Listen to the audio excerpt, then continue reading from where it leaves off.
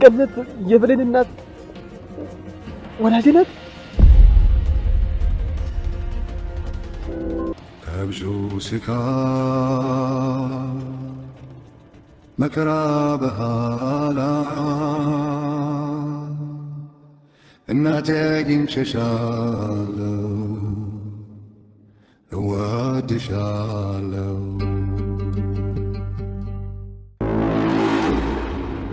ምን የተለየ ነገር አለ ፎቶ ላይ? ከብዙ ስቃይ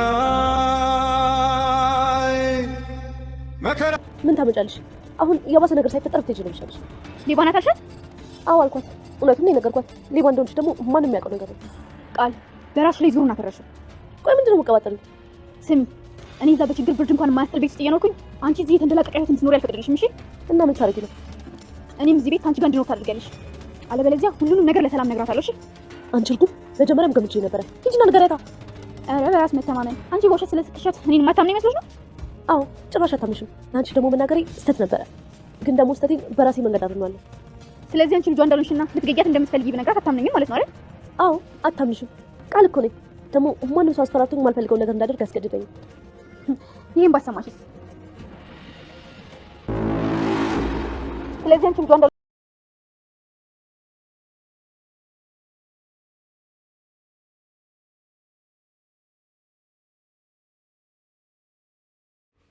ዳግም ደስ በሚል ሁኔታ እናቱን አውቋል። ይህም ሳሚ እናትህ ገነት ናት በማለትም ጥሩ ዜናን አሰምቶታል ማለት ነው።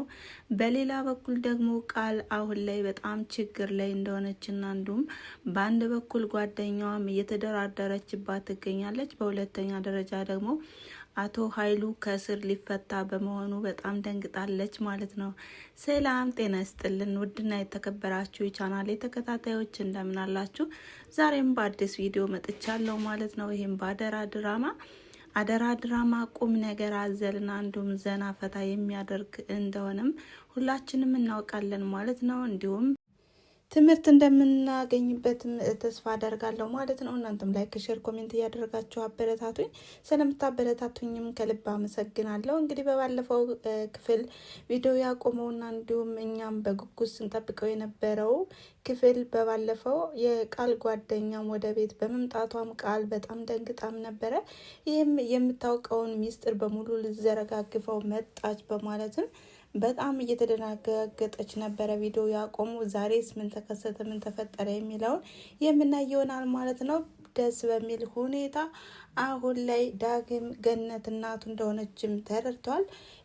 ይህም ሳሚ ዛሬ ትልቅ ስራን ሰርቷል። ይህም አሁን ላይ ዳግም በእናቱ ናፍቆት እንደሚሰቃይና እናቱንም ፈልጎ እንዳጣም ተረድቷል። ስለዚህ እስካሁን ድረስ ብዙ ስቃይና ፈተና ገጥሞታል። ዛሬ ግን ይበቃዋል በማለት በጣም ደስ በሚል ሁኔታ እናቱንም ነግሮታል ማለት ነው። በዚህም ሳምም ቢሆን ያው ብዙ ነገሮችንም መደበቅና እንዲሁም ሚስጥርን መጠበቅ አለብህ በማለት በማስጠንቀቅ ነበረ የተናገረው። ዳግምም እያለቀሰ ነበረ። ወዲያውኑ ቃልን ወደ ገነት ቤት ይዟት ሄደና እንዲሁም ፎቶውንም በማመሳሰል በጣም በትኩረት በጣም ልብ በሚመስጥ መልኩም እያለቀሰ ነበረ ፎቶውን ሲመለከት የነበረው። በዚህም እርግጠኛም በመሆኑ በጣም ደስ ብሎታል። እንዲሁም ማንኛውም ሰው መስማትና እንዲሁም ሁኔታዎችን እስከማመቻች ድረስ ይሄ ነገር በእኔና በአንቺ ሚስጥር ሆኖ ይቀመጥ በማለትም ለብሌን ነግሯታል። ብሌንም በጣም ደስ ብሏታል ማለት ነው። ሌላኛው የቃል ጓደኛ ናት። አሁን ላይ እንግዲህ ከነ ቃል ቤት ተቀምጣ የተሻለ ኑሮ መኖር እንደፈለገች እና እንዲሁም እሷም ቢሆን ሚስጥሯን እንደምትጠብቅላት እየተናገረች ነበረ። ነገር ግን ቃል ባለመስማማቷ የቃል ጓደኛም ቃል የምታወራውን ነገር በሙሉ በሪከርድ በማስፈርም ይሄን ሪከርድ ለሰላም አሰምቻት ጉድሽ ከመፍላቱ በፊት አንቺም የምትፈልጊውን እንደምታገኝ እኔም ደግሞ የምፈልገውን ማግኘት አለብኝ፣ ስለዚህ በነገሮች ሁሉ መስማማት አለብሽ በማለትም ማስጠንቀቃትና ተስማምታም እንድትኖር አድርጋታለች ማለት ነው። ይሄም ሰላምንም ቢሆን ከዚህ በፊት የኔን ጓደኛ ልታቀርቢያት አይፈለግም፣ ደግሞ ብዙ ነገሮችንም አድርጋለች፣ እንደምታያት አይደለችም፣ ሌባና አጭበርባሪ ናት በማለትም ሰላምን ደልላትም ነበረ። ታዲያ በዚህ ወቅትም ቃልም ቢሆን ያደረገችውና እንዲሁም የተናገረችውም ነገር ለሰላም አሳማኝ ቢሆንም ነገር ግን አሁን በስተግልባጩ ጓደኛዬ ከዚህ ቤት ቆይ ብላትም እንኳን አትስማማልኝም በማለትም ችግር ላይ ውስጥ እንደገባችም ተመልክተናል።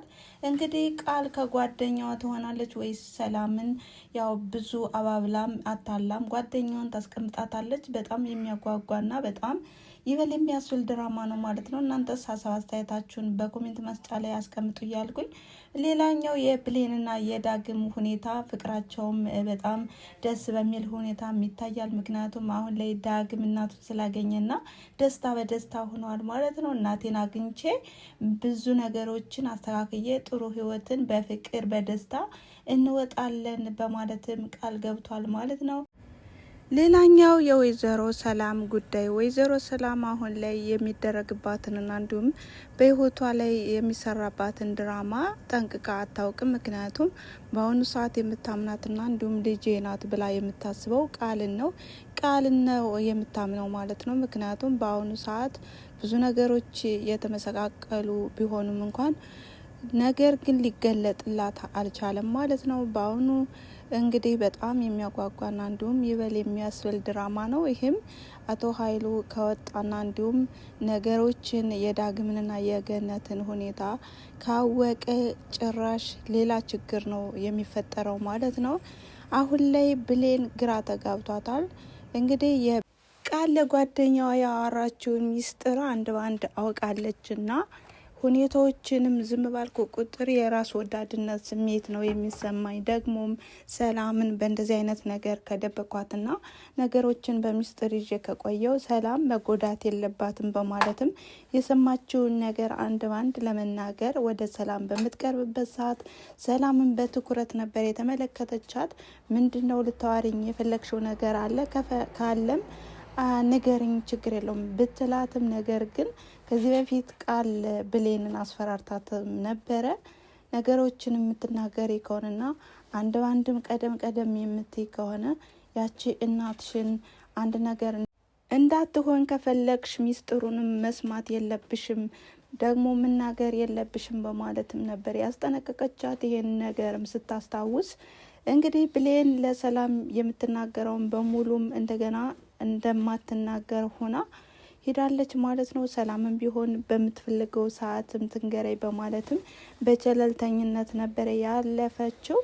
ታዲያ ሰላም አሁን ላይ በጣም የምታሳዝንና እንዲሁም ብሌንም ቢሆን በጣም ታሳዝናለች። ነገር ግን ሳሚ ሁሉን ነገር አመቻችቼ ብሌን እናቷን እንድታገኝና እንዲሁም ከእናቷ ጋር እንድትገናኝ አደርጋለሁ በማለትም ቃል ገብቷል ማለት ነው። አሁን ላይ እንግዲህ የዚህ ድራማ ዋናው ሚስጥሩንም አንድ ባንድ የሚገልጠው ሳሚ መሆን አለበት ማለት ነው። ምክንያቱም የገነትንና የዳግም እናትና ልጅ መሆኑንም አውቋል። ሁለተኛ የብሌንና የሰላምን እናትና ልጅም የሚያውቅ እሱ ነው ማለት ነው። ምክንያቱም አሁን ላይ ኃይሉን ማጋለጥና እንዲሁም ቃልን ከዛ ቤት መንቅሮ ማውጣት ስለሆነ አላማው እንግዲህ ቆርጦ ተነስተዋል ማለት ነው። ነገር ግን ብሌን ያው ባለችበት ሰዓትና ጭንቀትም ቢሆን ከጎኗ ሆኖም እንደሚያበረታትና እንዲሁም ብዙ ነገሮችን እንደሚያግዝም ራሱ ጋርም እየመከረም ነበረ። ይሄ ነገር እንግዲህ ከዳግምና ከብሌን የፍቅር መሻከር መንስኤ ይሆናል ማለት ነው። ምክንያቱም አሁን ላይ ዳግምና ብሌን በአንድ መሆናቸውም ሳሚ አይወድም። ሳሚ የሚፈልገው ብሌን የራሱ እንድትሆንና እንዲሁም የወደፊት ሚስቱ እንደምትሆን ነው የሚያውቀው ማለት ነው። ይህም እንግዲህ አሁን ላይ ብዙ ነገሮች ይበላሻሉ እላለሁ ማለት ነው። እናንተም ሀሳብ አስተያየታችሁን አስቀምጡ። ሌላኛው የአቶ ኃይሉ ሁኔታም በአሁኑ ሰዓትም አሁን ላይ ወደ እስር ቤት እንደሚፈታ የሰማችው ቃልም በጣም ደንግጣለች። ለምንድን ነው የደነገጥሽው በማለትም ሰላምም ብታናዝዛትም ነገር ግን ቃልም ቢሆን ልትናገር አልፈለገችም። ምክንያቱም ያሳሰረችው እሷም ስለሆነች። በሌላ በኩል አሁን ላይ ሳሚ ቃልን አጥምዷታል ማለት ነው። እንግዲህ የወደቀው ፍላሽም ነገር ይዞበት እንደሚመጣም እያስታወሰም ነበረ። በባለፈው ክፍል እንዳስታወስ ነው ከሆነ ማለት ነው ሰላም ለሳሚ 300 ሺህ ብር ሰጥታውም ነበር።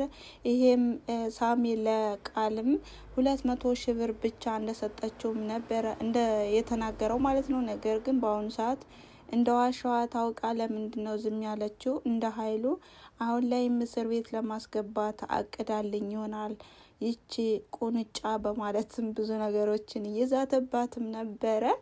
እናም አሁን ላይ ሳሚ ቃልን እየተጠነቀቃትና እንዲሁም ችግር እንዳታመጣበትም እየጠበቀ ነው ማለት ነው።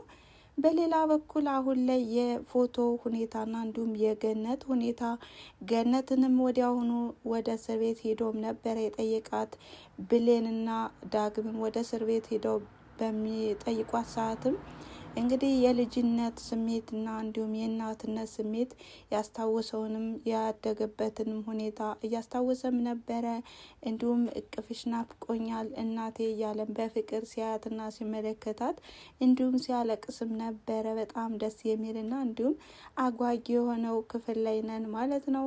ወይዘሮ ገነት አሁን ላይ ዳግም ልጇ እንደሆነና እንዲሁም የጠፋው ልጇም እንደተገኘ ማታወቅም። ነገር ግን ይሄ ነገር በሚስጥር የሚቆይ ከሆነ በጣም ችግር ነው ማለት ነው። እውነታውን መናገርና ሁኔታውንም ማፈንዳት አለባቸው ማለት ነው። ካለዛ ከባድ ሁኔታ ይሆናል ማለት ነው። እና የቃል ጓደኛም ወዲያ ሆኖ ሰላምን በስምምነት ላይ ካሳመንሻት በኋላ ከእናንተ ቤት የተንደላቀቀ ኑሮ መኖር እፈልጋለሁ በማለትም ያው እንድትስማማ አድርጋትም ነበር። ነገር ግን ቃል ካሁን እየተጨነቀችና እያሰበችም ስለሆነ ነገሮች ስለተደራረቡባት የእሷንም ቸላ ብለውም ነበር። ነገር ግን የቃል ጓደኛ ኑሯንም ለመጀመር ወደ ቃል ቤት መጣለች ማለት ነው። ምን ይፈጠር ይመስላችኋል? ሰላም ከሷ ጋር እንድትገናኝም አትፈልግም። ነገር ግን ያለችበት ሁኔታ ቃልም ቢሆን በጣም አስቸጋሪ ነው ማለት ነው። እንግዲህ ቃል አስመሳይና እንዲሁም ሌባም ስለሆነች በቅርብ ቀን ትጋለጣለች ብዬ ተስፋ አድርጋለሁ። እናንተም እንግዲህ ሀሳባችሁን በማስፈርም የድራማው ወዴት እንደሚሄድም ግምታችሁን አስቀምጡ እያልኩኝ የዛሬ የነበረ ቪዲዮ ይሄን ይመስል ነበረ። ስለተከታተላችሁ ከልብ አመሰግናለሁ በማለት በቀጣይ ክፍል እስከምንገናኝ ድረስ መልካም ጊዜ። ቻው።